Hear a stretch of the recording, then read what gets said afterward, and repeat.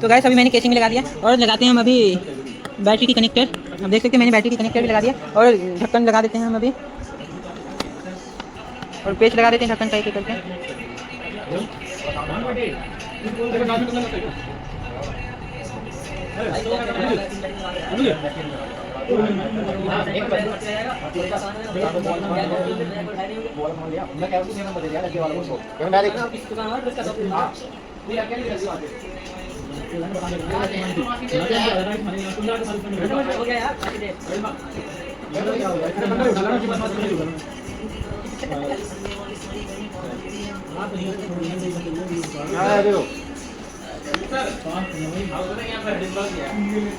तो गाइस अभी फाइनली हमने स्क्रू तो लगा दिया और इसमें डालेंगे हम विंडो 11 डालेंगे।